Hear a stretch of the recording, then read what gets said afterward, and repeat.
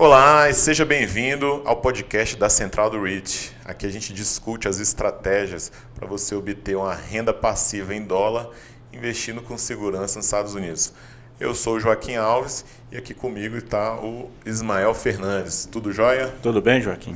Tudo jóia, Ismael.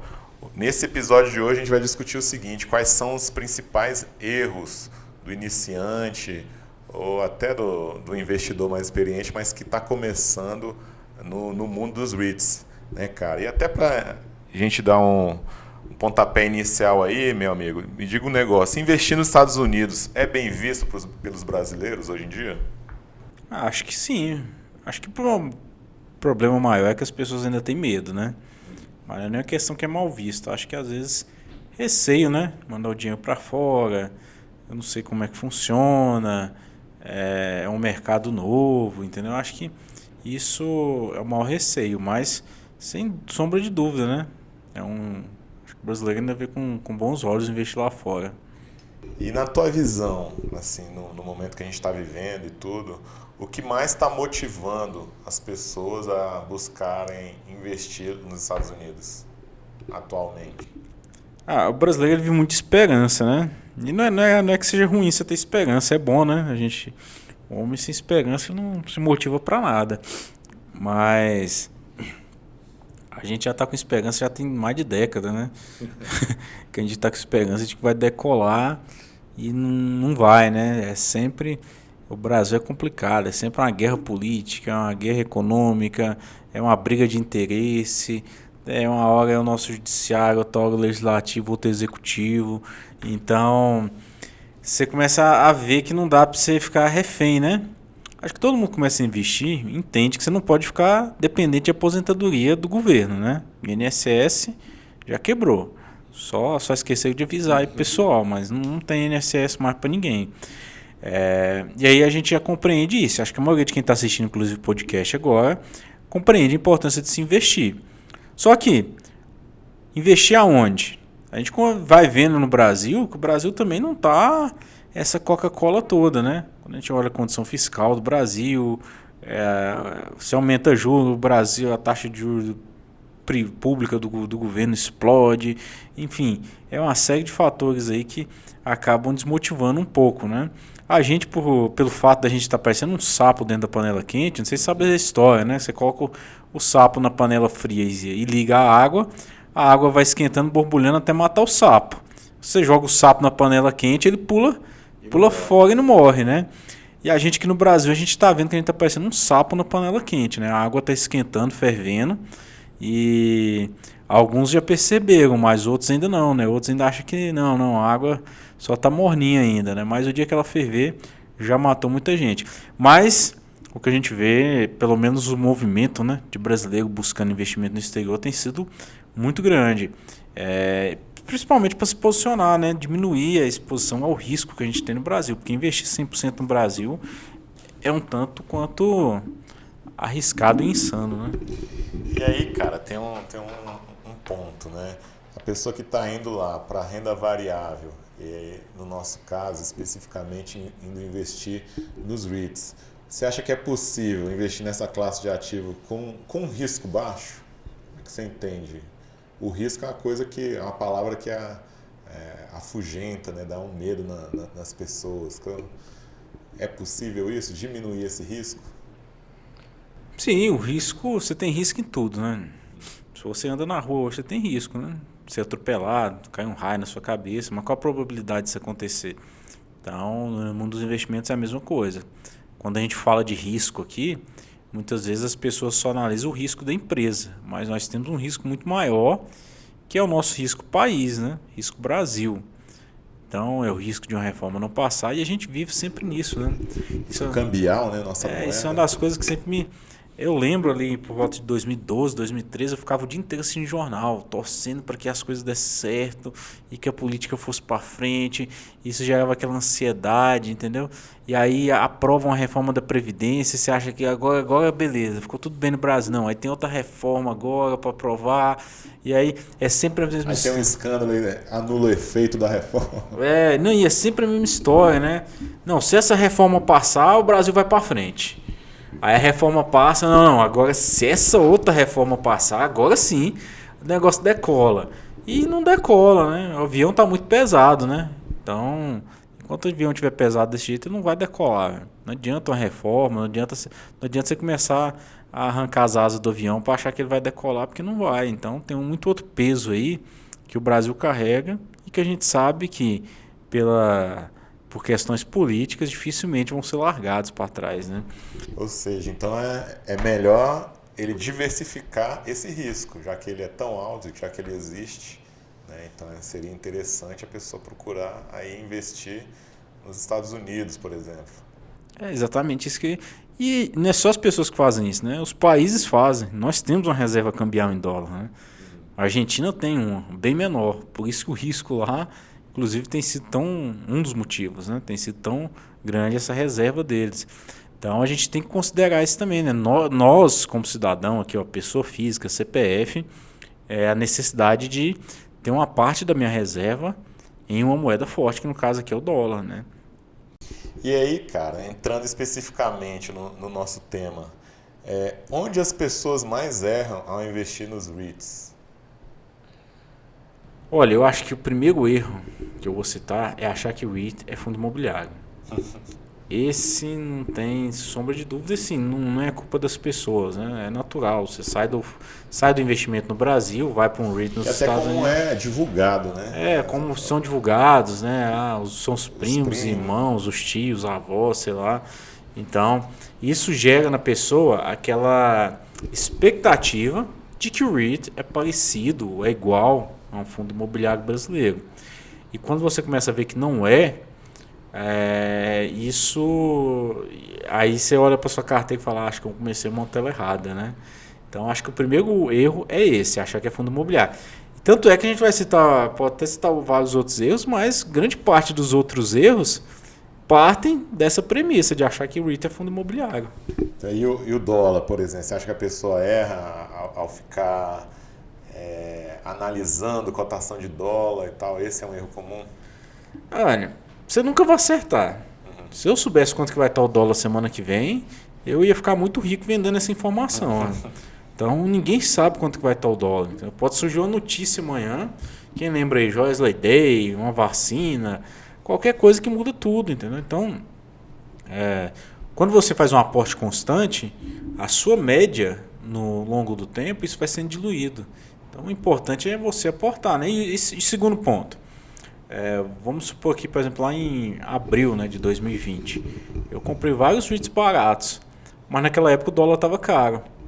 Então eu acabei mandando um dólar mais caro e comprando um REIT mais barato. Então se eu for ficar sempre fazendo esses cálculos, né, de eu não vou comprar o dólar aqui, vou esperar o dólar baixar, talvez até hoje eu não teria comprado mais nenhum REIT lá para cá, porque de lá para cá o dólar, eu não lembro dele ter, acho que uma vez só que baixou de menos de R$5, mas sempre mais de 5 ali. Então, isso a gente tem que levar em consideração, né? Por isso que a gente sempre faz aportes constantes, a ideia do investidor aqui, pessoa física, para que ao longo do tempo, né, esse preço médio aí se mantenha dentro de uma normalidade. Ou seja, a preocupação excessiva com a cotação do dólar é um erro, né? Acho que é um dos grandes erros. Outro erro que a gente vê, e eu queria que você comentasse, buscar yield alto. O que você tem a dizer sobre isso? Então, isso vem daquele sentimento de que o REIT é fundo imobiliário. E como que funcionam os nossos fundos imobiliários? São fundos, não se endividam. Tem nossos recebíveis, antecipação, mas em tese eles não se endividam. Eles distribuem dividendo ali quase tudo que eles recebem sai na forma de dividendo para o acionista, não paga imposto sobre dividendo. Nós temos um yield médio ali, né, na casa de 6%, isso é natural aqui dentro dos fundos imobiliários. E aí você vai para os Estados Unidos e aí você vai procurar REIT com 6%, 6%, 7%, 8%. E tem de tudo, tem até 12%. Na época da crise eu vi até 40% de yield. Então você acha esse tipo de coisa. Só que quanto maior o yield, maior é o risco daquele ativo. Então o investidor que coloca dentro da sua carteira 10 REITs com um yield de 6%, com certeza ali no mínimo 8 REITs estão em sérios problemas de balanço, entendeu? Ou é balanço, ou é até mesmo a economia local que está com problema, o REIT está com problema, e o mercado precificou isso e jogou a cotação dele para baixo. Cotação baixa, yield mais elevado. Né? Então o investidor ele tem que ter essa perspicácia, né, de entender que nos Estados Unidos um yield mais alto é um risco mais alto. Cara, e você acha um erro, por exemplo, a pessoa não começar porque não sabe inglês? Você acha que para começar a investir em REIT você precisa falar inglês, senão... Ó, quando eu aprendi a falar português, eu também não sabia falar português, não. Eu não lembro muito bem, não, mas eu só sei que eu não sabia falar português. Primeiro, acho que isso é até um motivador para as pessoas aprenderem a falar inglês, né? Eu lembro que eu aprendi. Inglês? Eu aprendi a falar inglês porque eu queria entender o que as músicas do Oasis, do Guns N' Roses falavam lá. Eu achava interessante. Porque, eu quero cantar a música dos caras, mas não sei nem o que eles estão falando, entendeu? Aí eu comecei a estudar inglês. Eu lembro que eu traduzia tudo mais. Então, existe aquele fator motivador também que eu acho que pode ajudar, né? Quem quer aprender a falar inglês pode se motivar aí também. Segundo, agora você tem translator aí, né? Google, tudo mais. Coloca lá, dá um enter, acabou, tá tudo em português. Isso não é um impeditivo, né? A língua, ela não pode ser algo que te impeça de investir. E eu acho que não é hoje. Sou bem sincero contigo. Ainda que a pessoa não saiba dar nem um bom dia em inglês, é muito possível você entrar no site hoje, traduzir tudo que está lá e ler em português. Mas eu acho que a pessoa aprender, acho que pode ser inclusive um motivador, né, para quem quer aprender a falar inglês aí, começar a investir nos Estados Unidos. E aí, cara, prosseguindo aqui, né, nessa listinha de erros que a gente fez aqui, tem um que eu acho interessante que é o seguinte, buscar dividendo mensal. Então, na verdade, essa é uma pergunta recorrente. Quais são os REITs que pagam dividendo mensal e tal? Eu quero comprar. Por que você acha que isso aí é um erro? Olha só, eu confesso, quando a pessoa me pergunta assim, eu ponho a mão na cabeça, meu Deus, por quê? Assim, porque não faz a mínima diferença, entendeu? Então, e a maioria das vezes a pessoa vai lá comprar o tal do dividendo mensal, ele vai receber 30 centavos de dólar mensal, entendeu? Não faz diferença nenhuma na sua vida. Então, e ainda que você recebesse muito, né? Se você tivesse $1 milhão investido, o dividendo mensal é totalmente relevante, porque você receber $1 todo mês ou receber $3 trimestral, você recebeu $3, entendeu? Você pode... A soma no final é a mesma coisa. Como diz meu pai, na ordem dos tratores não tem viaduto nesse caso aqui, porque o que importa é você receber o seu dividendo, e recebeu trimestralmente ali. Tanto é que os REITs são obrigados a pagar anual. Ele pode, inclusive, suspender o dividendo, mesmo mensal, e pagar todo ano, aí, se ele quiser. Então, o dividendo mensal não deve ser uma base de análise. Inclusive, eu nem levo como base de análise. Tem REIT que eu tenho, que depois de um tempo eu falei, olha só, paga mensal. Nem tinha me tocado que isso aqui pagava mensal e paga todo mês. Porque não importa. Não foi critério na tua análise, não passou no teu filtro. Não passa, não está nem dentro do filtro. Não é nem filtro. Não é nem filtro. E os REITs que pagam mensais, eles fazem exatamente isso, para atrair o investidor, né? Porque se você paga dividendo mensal, mais gente vai se interessar pelo aquele REIT. Se mais gente quer comprar, a cotação sobe. Se a cotação sobe, o REIT consegue emitir ações, é um preço melhor, consegue crescer, entendeu? Então, eu acredito que pagar mensal é mais uma jogada de marketing do que qualquer outra coisa.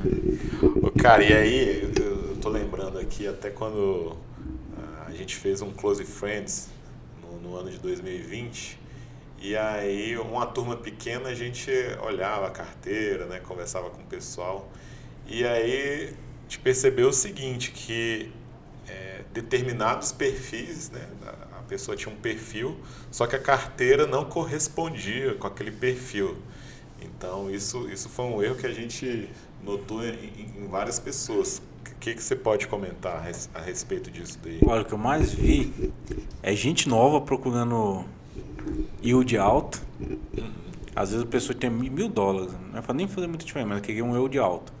E outra é uma pessoa mais velha querendo retorno muito alto, se expondo excessivamente a risco, entendeu? Quanto mais velho você vai ficando, menos risco você tem que ter na sua carteira. E isso dá para você fazer nos REITs, até pela modalidade de contrato que eles possuem. Então, você vê muita discrepância assim, né, entre perfil. Porque a pessoa ela parte daquele pressuposto e isso acontece, né? Ansiedade. O mais novo, ele está ansioso por querer ter logo a renda dele, se ver livre do trabalho. Eu não sei qual que é o objetivo de vida dele, mas ele quer se ver livre logo daquilo e quer chegar, então ele procura um dividendo alto. E aí ele não percebe que muitas vezes ele está colocando em risco o patrimônio principal. E aí aquela pessoa que já tem uma certa idade e que ela está ansiosa para ver o seu patrimônio se multiplicar o mais rápido possível, entendeu? E aí se expõe excessivamente a risco e correndo um risco, inclusive, de ver parte ali do seu patrimônio também indo embora em uma crise qualquer. Então, por isso que o investidor ele tem que saber ali dosar, né? O que ele quer. Então, a gente dosa ali. Isso é uma receita, né? Então, não é porque você pega ali Não é porque você coloca muito sal no salgado que ele fica mais gostoso, entendeu? Nem muito açúcar no doce que ele vai ficar melhor. Existe a quantidade certa. Você coloca de açúcar, de farinha, enfim. E a ideia do investimento é um pouco isso, né? Quanto melhor dosado você faz, melhor fica ali para o longo prazo, né? E é lógico, conforme o perfil, né, do investidor, como eu falei. A pessoa que está mais nova, ela pode se expor um pouco mais a risco, né? A pessoa que está mais velha, de repente, ela precisa de um menos risco e um dividendo um pouco mais alto aí, porque o patrimônio, em tese, já está maior. Eu até acredito, cara, que isso acontece, logicamente, porque as pessoas não compreendem profundamente a característica de cada REIT, né? Porque, até como a gente falou, bateu muito lá no Close Friends, existem características que tornam um REIT mais seguro, características que a gente analisa que tornam aquele REIT com a propensão maior ao crescimento, né? Tem aqueles que são mais estáveis e estão pagando um dividendo mais estável. Então tudo isso a gente analisava e ia montando um portfólio de acordo com cada perfil, até porque as pessoas têm objetivos diferentes também, né? com seu investimento em REIT. Então um erro que eu vi que é interessante comentar aqui é o seguinte: gente nova também com excesso de segurança na carteira, não é isso? O cara podendo tomar um pouco mais de risco, porque o ativo mais importante ele tem ali naquele momento, que é o tempo. Uma pessoa nova vai se beneficiar dos juros compostos ao longo de vários anos, né? Então pode se arriscar, pode até aceitar em determinados ativos uma maior volatilidade, sabendo da característica daquele ativo, e a pessoa não faz isso, né? Então ela fica muito preocupada com segurança demais e risco zero, e aí aquele portfólio não vai crescer, né? O que você poderia falar também? Não, isso é muito comum, né? Isso é uma das bases que a gente tem lá, né? Que é montar uma carteira conforme perfil, cara. Você tem o risco que tem muito mais segurança, né? Que é questão de contrato, tempo de contrato, o custo de capital que esse REIT tem, que é mais baixo do que de outros, entendeu? Perspectiva de setor. Então, isso o investidor tem que levar em consideração. Agora, para aquele investidor que quer mais segurança, é possível. E a segurança também, o tomar risco, ele é relativo de pessoa para pessoa também, né? Às vezes tem gente que é mais novo que toma risco, outros não tomam, né? Eu até comentei contigo aquele dia, né? Falando lá no curso sobre tomar risco, né? Eu, por exemplo, a gente faz mergulho, né? Eu já mergulhei em caverna, que é um dos esportes mais perigosos.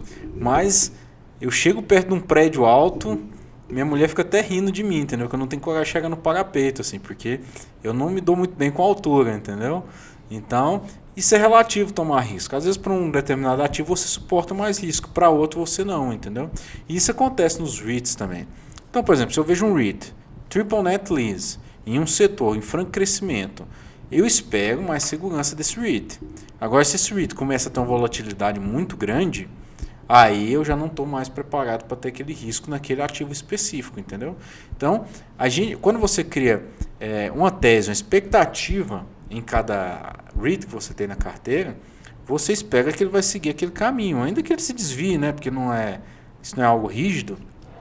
Mas quando você vê algo muito discrepante, aí você começa a pensar se não vale a pena você se desfazer dele, porque a partir daquele momento ele já não casa mais com o seu perfil, né? Porque investimento é um casamento, né? Se não casa com seu perfil, você não precisa nem começar, porque não vai dar certo, né?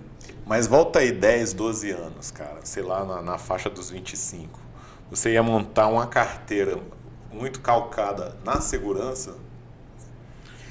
Não, velho, minha carteira com certeza. Minha carteira eu focaria muito mais em crescer patrimônio. Porque pessoa que é mais nova, né? Eu lá, minha idade lá, sei lá, 23, 24 anos, eu focaria muito mais no crescimento de patrimônio, que seria o meu foco. Existe REITs para isso, entendeu? E a grande vantagem que eu vejo no mercado americano, não só nos REITs, é o quanto que eles são inovadores. Não só inovador em termos de tecnologia, mas eles inovam na legislação. Nós somos muito mais rígidos, entendeu?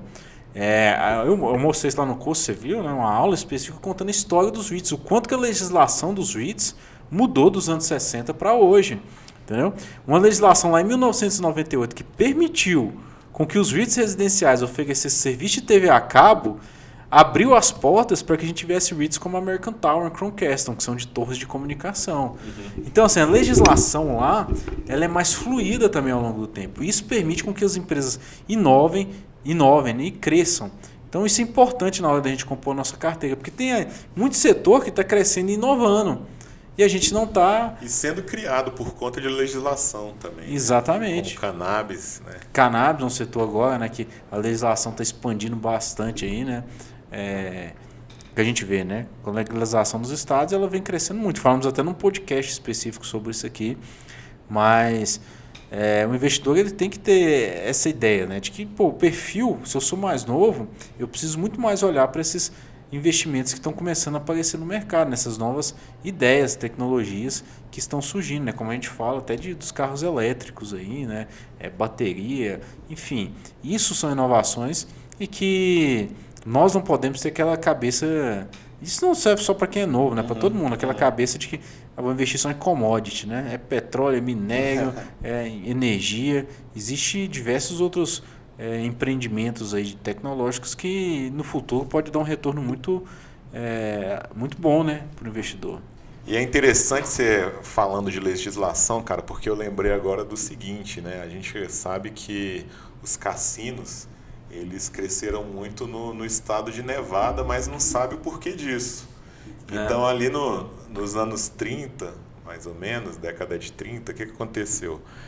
A legislação era mais, vamos dizer assim, mais difícil para o caso de divórcio, né, nos Estados Unidos. E aí o estado de Nevada mudou um pouquinho isso. O que eles fizeram lá? Olha, se você morar 6 semanas, a partir de 6 semanas no estado de Nevada, você já pode se divorciar. Então as pessoas iam para lá, ficavam 6 semanas e se divorciavam, né? A partir disso eles começaram, se a pessoa vai ficar ali 6 semanas, vamos criar aqui um hotel, vamos criar aqui um cassino, né? Ali na década de 30, a década da Grande Depressão, né? O Estado precisando de receita, e aí mudou a legislação também, permitindo os cassinos. Então, olha só, a partir de uma legislação, toda uma indústria afetada e todo um negócio se começa, né? Então, é interessante esse ponto que você falou aí anteriormente. E aí, cara, queria dar voltar aqui num outro ponto, né? Voltar não, adicionar um outro erro aí, que é o seguinte: o que você acha daqueles investidores que buscam comprar os REITs, sempre os REITs mais baratos, entre aspas, aí? O que você acha? O pior é quando o cara ainda pede dica para isso. Eu não vejo problema, desde que você sabe o que você está fazendo. Quem pede dica já não sabe o que está fazendo. Então, é possível? Só que você sempre vai estar procurando um pichincha, né? E você corre o risco de não conseguir comprar aquilo que presta. Inclusive, existe um estudo da JP Morgan que mostra que o investidor comum, né, que faz isso, na maioria das vezes ele consegue sequer bater a inflação dos Estados Unidos. Então, aquele que busca, teoricamente, o mais barato. Porque, na verdade, não está mais barato à toa, né? Às vezes, o REIT está lá numa cotação e múltiplos baixos, só que aqueles múltiplos, se você for ver o histórico, tá há anos caminhando daquele jeito, né? Um dos erros, né, que até citando isso aí, é porque o investidor ele chega no mercado americano e aí ele acha que é igual uma feira. Que ele viu ali um tomate mais barato, porque o tomate está escondidinho ali, eu vou ali pegar ele, vou levar aqui, pô, só eu tô vendo. Na verdade, né, no mercado americano aí tem milhões de pessoas vendo aquela cotação. E se milhões de pessoas não estão comprando aquele preço, é porque alguma coisa tem, né? Então, a ideia de que o mercado não está enxergando que aquele ativo é invisível, isso precisa desaparecer da mente do investidor. É lógico que existem alguns ativos que momentaneamente eles acabam ficando aí, mais descontados em virtude aí, de uma crise, como aconteceu com a pandemia, enfim, crise dos .coms, mas a ideia principal, eu acho que o investidor procurando ativo de qualidade, no longo prazo, arroz com feijão, né? Você procurando ali ativos que vão te dar segurança e conferem ali um crescimento constante, isso dá muito mais resultado. Isso se mostra até porque os ETFs, na maioria das vezes, batem em muito os investidores comuns, né? E aí, cara, tem um outro erro. A gente vê, na verdade, a gente vê muito no Brasil investidores operando notícia, né? Então, saiu uma notícia bombástica, o cara entra vendido ou entra comprado, não sei, depende aí da estratégia dele. Você tem visto isso acontecer com brasileiros lá investindo em REITs? O que você acha de operar notícias em REITs? Não, eu não vejo, eu vejo pouco. O que eu vejo é assim. Às vezes a pessoa viu no YouTube, né? Ah, eu vi no YouTube o REIT Alpha lá. E aí ela pega e compra. Aí de repente eu posto a notícia lá. Isso é notícia. Ali no balanço, no relatório 8K, que o REIT precisou de repente diferir aluguel para os inquilinos que não estão dando conta de pagar. Aí a pessoa entra em pânico e vende. Mas ela só vende porque ela não entendeu porque que ela comprou. Se ela sabe do risco, se ela compreende muito bem o que aquele REIT está posicionado, num momento como esse, isso não vai ser uma surpresa para ela. Você concorda? Então, o investidor, quando ele conhece muito bem o que ele está fazendo, a notícia às vezes é até benéfica para ele, né? Porque naquele momento ele fala, bacana, ó, de repente é uma hora de eu comprar mais, entendeu? Então, o investidor tem que ter paciência, mas primordial, né? É entender o que você está comprando. Eu vejo muita gente comprando um REIT sem saber direito o que ele faz, sem saber para onde ele está indo. Então, se você não sabe para onde está indo, você corre risco de parar em qualquer lugar. Exatamente, cara. E aí, e aquele investidor que quer fazer day trade ou quer trades curtos aí de poucos dias em REITs? Você acha que isso é um erro, cara? Eu não lembro de ter visto algum com esse perfil não até hoje. Tem, certamente tem, mas para quem quer fazer curto prazo, você tem que procurar ativo que tem volatilidade, né? Os REITs tem. Aí eu posso citar aqui os REITs mais voláteis hoje. A Pensilvânia, em falência. Washington Prime Group está para entrar em processo de falência. CBL, em processo de falência. EPR Properties, não está em falência, mas tem um problema sério com os inquilinos dele. Dois inquilinos que estão aí na boca do sapo, né? Que é o AMC e o Regal. Então, assim, o investidor tem que ter essa ideia, né? Quando você procura o REIT ali para tradar, você tem que procurar o REIT com volatilidade. Grande parte desses REITs de volatilidade realmente não são para carregar para longo prazo. E aí, cara, até dando continuidade, um outro erro que a gente observa também é a pessoa comprar sem entender o que ela está fazendo, né? Então, é engraçado isso, porque você falou, o cara olha ali o YouTube, aí compra aí lê um perfil que a gente faz no site ou então no Telegram, né? Pô, gostei desse REIT aqui, aí comprou, daqui a pouco tem uns 50 REITs aí na carteira, mas não por estratégia, mas simplesmente porque uma análise muito rasa, né? Uma análise aí de 20, 30 segundos de uma leitura. O que você acha aí? Pô, não dá, né, velho, pra você analisar, né, velho? Imagina você conhecer sua esposa, conhece a menina ali na festa, 30 segundos pede ela em casamento. Pra quem vai fazer longo prazo, não dá, né? Eu falo até, por exemplo, Warren Buffett, né? Foi comprar Store Capital, ele mesmo fala que foi mais de 2 anos analisando a empresa. Então imagina, ganhou muito dinheiro, né? Porque de lá para cá, quando ele comprou, já valorizou bastante, mas ele levou muito tempo entendendo a cultura da empresa, a gestão, porque existem os riscos internos e os riscos externos que a empresa está exposta ali. Então você tem que calcular, né, se você está disposto, até para você balancear a sua carteira. Então, de repente, você tem um REIT ali que ele tem menos risco, você coloca mais peso nele, né, uma porcentagem maior do seu investimento. É lógico, quando a gente fala de REITs com mais segurança, a gente tem que esperar dele um retorno menor. Lógico, todo REIT, independente dele, eu quero que ele cresça. Ele tem que crescer. Se o REIT não cresce, ele já está fora do meu portfólio, porque o REIT não tá ali só para dar renda, ele precisa crescer também. E a ideia é a gente entender isso, como que esse REIT está crescendo, entendeu? Aquele REIT que tem uma segurança maior, ele tem uma perspectiva de crescimento menor, no final das contas. Aquele REIT que tem uma perspectiva de crescimento muito alta, o mercado precifica isso, e a gente vê isso com algumas volatilidades que nós vimos em data center, né? Quem acompanha o REIT Data Center, a gente mandou até no e-mail, né? Explicando um pouquinho maior a correlação que eles têm com os títulos americanos. Caíram bastante no final de janeiro para cá. E aí muito investidor que comprou de repente na alta, porque viu que realmente são REITs de qualidade, a maior parte deles, mas ali acabou entrando em pânico. Ai meu Deus do céu, o que está acontecendo? Eu não sei, o que eu faço? Eu vendo, eu não vendo? Vai cair, eu vou perder ali meus $700 que eu investi, entendeu? Então, quando você entende melhor o que você está fazendo, isso te gera tranquilidade, você até compra mais de repente. Pois é, cara.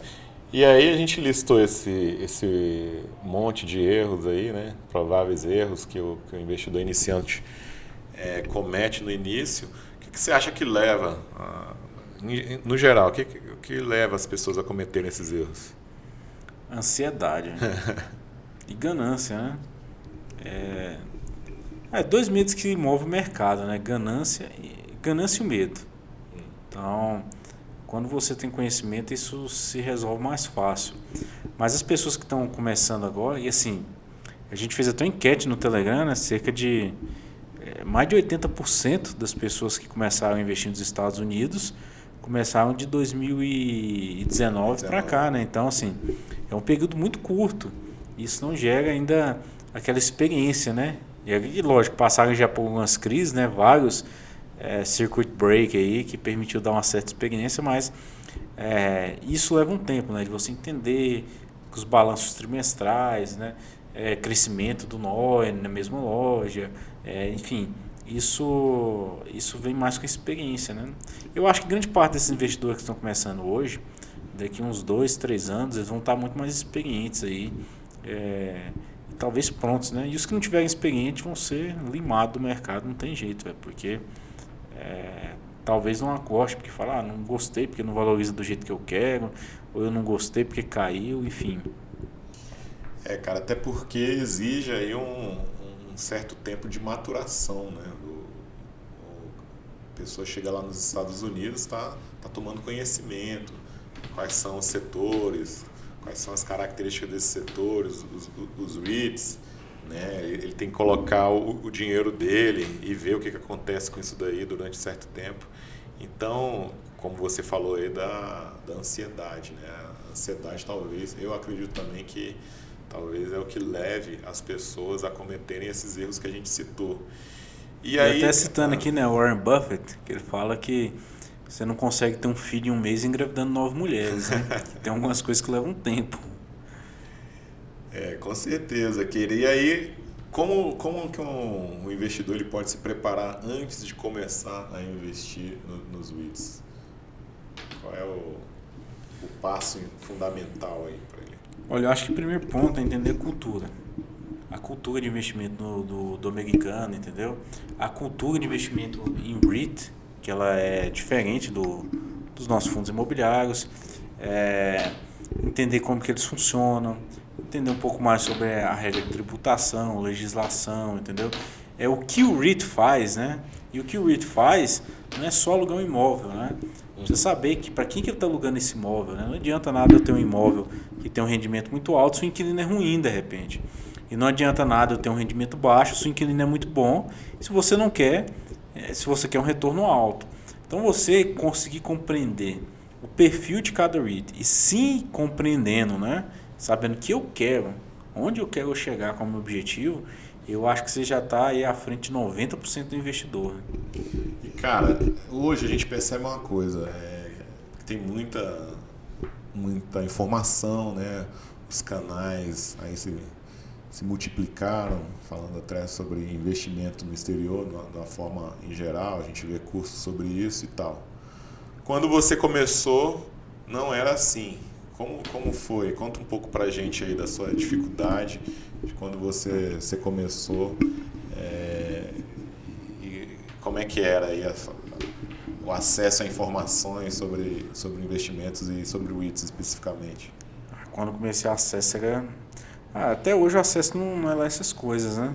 Então não é tão fácil a gente obter informação. A gente obtém informação assim, em português, né? Informações pontuais da empresa A, da empresa B.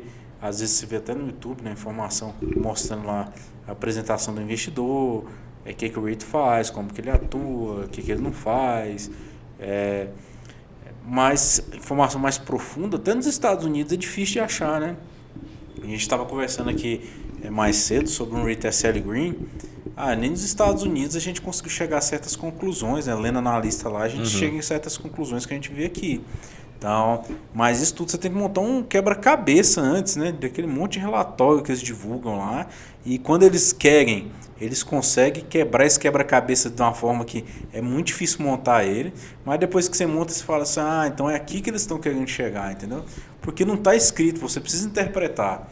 E essa interpretação de relatório, jogar um relatório em cima de outro, o 8K. Tem REIT que você pega lá, é aquela sequência de 8K, entendeu? De 50, 60, todo dia divulga um.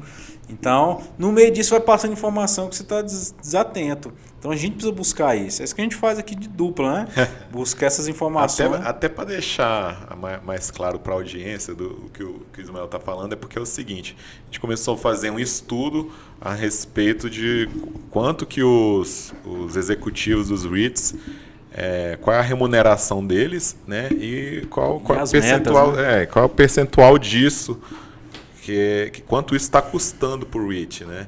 Então, a gente viu que em alguns REITs, né, esses relatórios são muito claros, tanto a remuneração como as metas que os executivos têm que bater e o que acontece, as ações que eles têm direito, né, a participação.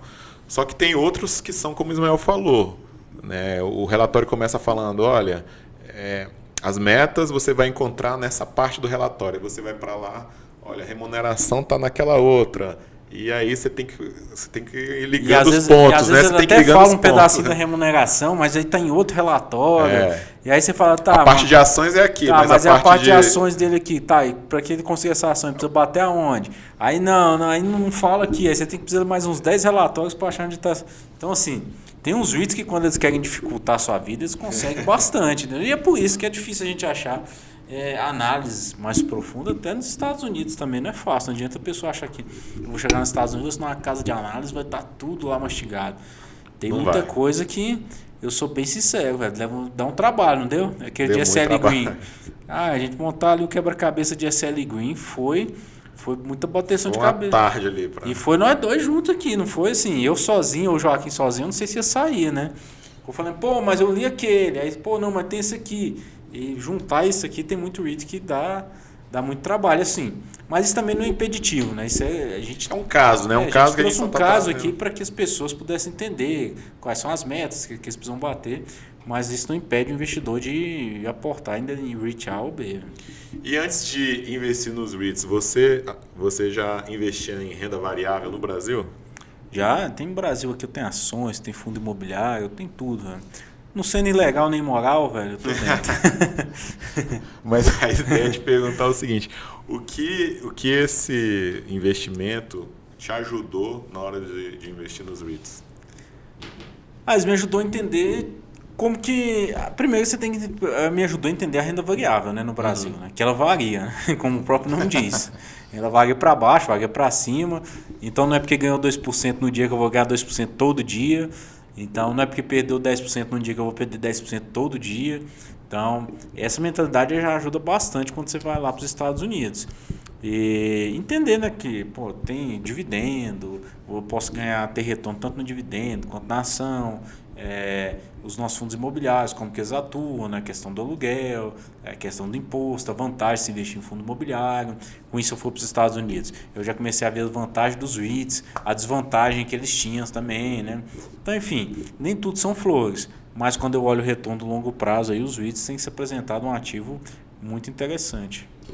E aí, até pegando como gancho, e quais foram os teus principais erros investindo em REITs ali no início da tua trajetória? Cara, eu comprei 2 REITs por dica.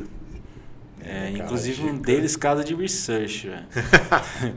Porque, ou 2 REITs tranqueira, velho, que depois que eu comecei a estudar, ler relatório, ler notícia, eu falei, não dá, velho. Isso aqui não dá, velho. Esses foram os 2 primeiros erros que eu tive, velho. Inclusive foram os 2 únicos REITs que eu vendi até hoje na minha carteira. Foi o da dica. Foi o da dica. Foram os 2 únicos REITs que eu vendi, foi o da dica.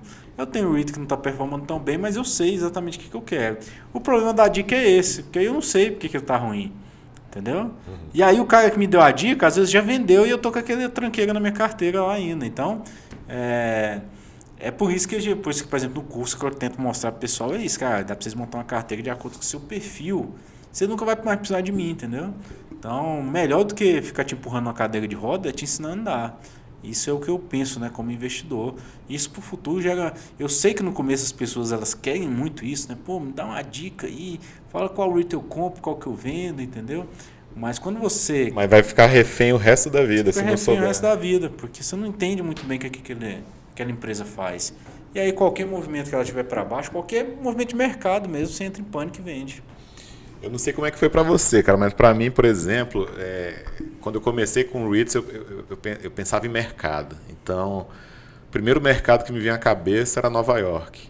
Nova York e também São Francisco, né? Falei, cara, eu tenho que ser dono de alguma coisa em Nova York, né? E não entendia que a questão dos aumentos de aluguel, a questão da saturação de mercado e tal, do crescimento do mercado, eu só queria saber disso, não. Então eu acho que eu vou me dar bem comprando em determinado mercado, em determinada cidade, né? Como é que foi para você essa... Não, isso aí eu percebi. Não, eu percebi muita gente. Eu não tinha muito isso, cara. Vou te falar que quando eu comecei a ler mesmo, eu já percebi. Falei, pô, eu quero saber para onde o dinheiro tá indo, né? Para onde o dinheiro tá indo emprego, tá indo aluguel, tá indo tudo. Então, não é que Nova York seja ruim também, né? Mas você começa a perceber com o tempo que existem outros mercados que estão em expansão, né? Quem acompanha aí? O futuro hoje está no Texas, né? Uhum. Então... Vai falar para o investidor comum, pô, no Texas hoje tem mais perspectiva de crescer do que em Nova York. A pessoa que assiste o filme do Homem-Aranha e da Marvel acha que não, né? Então, a gente tem que tirar um pouco esses mitos que a gente tem na cabeça e entender que existem outros estados hoje para investir, né, dentro dos Estados Unidos. Mas isso não foi algo que pegou tanto para mim, não. Mas foi a dica mesmo. Pô, eu vou seguir a dica ali, cara. Esse cara deu a dica, eu já vi o canal dele várias vezes, confio nele, vou lá e compro, né? Então, isso... E um outro erro também é achar que está diversificando, mas só comprar REIT de um determinado setor. Então, por exemplo, você... Pô, tá tudo barato aqui em varejo, aí você compra 6, 7 REITs ali e beleza, eu tô aproveitando e ainda tô diversificando, não tá arriscado aqui meu portfólio. Não adianta, né? Isso aí é outra coisa que eu já vi algumas vezes, isso não é tão comum, mas não é raro não, as pessoas comprarem ali tudo de um setor só, né? Fala assim, qual setor hoje que você acha que está descontado? Eu acho que shopping ancorado, é um setor que ainda sofre bastante. A pessoa vai lá e compra 12 REIT shopping ancorado, 50% de peso na carteira, entendeu? Só que, pô, você está com risco elevado, né? Então, assim, se qualquer problema que tiver nesse setor novamente, mas tem um fechamento aí, a maior parte dos seus REITs vai pro buraco. Então, não é bem assim, né? A gente precisa analisar casa a casa, REIT a REIT ali, para ver se vale a pena entrar nele ou não. E aí, cara, pra gente fechar aqui o episódio, o que você diria? Como começar corretamente, cara, a investir em REITs? Acho, primeiro ponto, né? Seguindo a central do REIT. Brincadeira, mas olhando o mercado, né, de REITs, com uma visão de sócio. Você entendeu? Não é aquela visão de especulador, de que eu vou comprar e não, vou comprar hoje para vender depois de amanhã. Você pode até ganhar um dinheiro ali, mas dinheiro não vai fazer diferença no longo prazo na sua vida, eu te garanto. Entendeu? Até porque para fazer diferença você tem que colocar muito dinheiro. E você não vai ter coragem de colocar muito dinheiro, você vai colocar pouco. Então isso não faz muita diferença. Eu acho que o primeiro ponto é olhar para a qualidade. Quando você olha para a qualidade, não tem, isso serve para tudo na vida, né? Quando você vai comprar um carro, eu quero um carro de qualidade, porque eu quero que ele dure muito tempo, entendeu? Eu vou comprar um relógio de qualidade. Quando você olha para o REIT, você fala assim, eu quero ter REITs de qualidade. Ainda que um ou outro ali sofra, a maior parte deles vão se valorizar ao longo do tempo. Isso é fato, entendeu? Porque a qualidade não tem como, né? Quem oferece um serviço de qualidade dificilmente vai falir, por exemplo, né? Isso nós vemos. Agora quem está focado ali só no dinheiro, em geral perde qualidade e perde dinheiro também. E não é difícil, né, cara, você identificar aí empresas vencedoras aí nos últimos, sei lá, até 100 anos. Tem REITs aí, lógico, eles não são REITs há 100 anos porque a legislação do REITs é dos anos 60, mas tem empresas centenárias que depois viraram REITs, que são bons negócios até hoje, então não é tão difícil assim a gente identificar bons negócios, né? Até possível você com um pouquinho de esforço daí, né? Você fazendo dever de casa, estudando, você mesmo investidor individual, iniciante, você vai ter condição de fazer boas escolhas. Você acredita nisso também? Cara, não é tão igual o Federal Trust, né? E 53 anos aumentando dividendo, a gestão ali conservadora, Public Storage tem uma gestão conservadora. Então, quando você procura REITs mais conservadores ali, no longo prazo, eles se valorizam. Podem não se valorizar como outros, né? A gente sempre vai ter aqueles cavalos selados que passa correndo, mas uma carteira mais tradicional, ali, o arroz com feijão, ele acaba te dando um retorno ali mais garantido no longo prazo. Muito bem, cara. Com isso a gente fecha esse episódio, os maiores erros aí dos investidores quando estão começando a investir em REITs, e a gente se encontra na próxima. Um abraço, Joaquim. Um abraço.